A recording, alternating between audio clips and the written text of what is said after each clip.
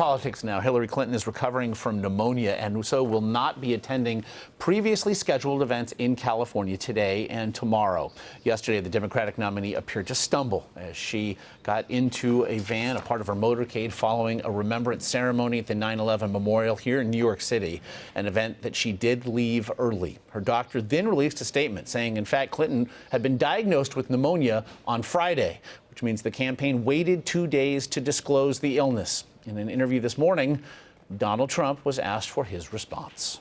Why was the press kept in the dark for so long? Well, I really just don't know. I hope she gets well soon. I don't know what's going on. I'm like you. I see what I see. The coughing fit was a week ago, so I assume that was pneumonia also. I mean, I would think it would have been, so something's going on. But I just hope she gets well and gets back on the trail, and we'll be seeing her at the debate. So health is an issue now, right? I think it's an issue. In fact, this last week, I took a physical, and I'll be releasing when the numbers come in. Hopefully, they're going to be good. I think they're going to be good. I feel great. But when the numbers come in, I'll be releasing very, very specific numbers. I've already done it, and the report should be finished this week. Joining me now to discuss it all, co-author of the Politico Playbook, Anna Palmer. And Anna, again, I want to begin with that response now from Donald Trump, wishing Hillary Clinton well, promising some detailed medical records of his own as early as this week. What do you make of his response thus far? Pretty muted, I would say, in terms of actually, usually his response comes back as barbs, or he tweets something that can be, potentially offensive in situations like this. But this really seems to me like they're pulling back. They don't feel like they need to do anything because this has been such a drama without them actually trying to kind of insert themselves in it. This also raises the question of the greater narrative of Hillary Clinton as protective, as perhaps walled off, and to her detractors, dishonest and untrustworthy. Should this diagnosis, if nothing else, been revealed earlier? I think what you're seeing is something that the press has had a frustration with the Clinton campaign all along, is that they have been very, kind of closed-lipped on a lot of different issues. David Axelrod, Obama, former Obama advisor, tweeted today, this is kind of an unnecessary secrecy that's surrounding them. I think that this is something that they're going to face as far as whether or not it should have been disclosed. It's certainly, they went dark for almost an hour yesterday when we were putting together Playbook, trying to figure out what was happening, emailing people, trying to get any kind of response from the Clinton campaign. It took quite a while. The press, they have a voluntary press pool. They were not taken with them. And so there's just a lot of frustration. I think you're going to see this play out in the next, several days. And interestingly, Robert Gibbs, the former press secretary for President Obama, he also tweeted that, and in part, there comes a point for each nominee when it must be a part of daily life with regard to that protective pool. You mentioned both candidates have thus far evaded their respective pools, kept them at arm's length. But if nothing else, is it time to be with both of these candidates essentially 24/7?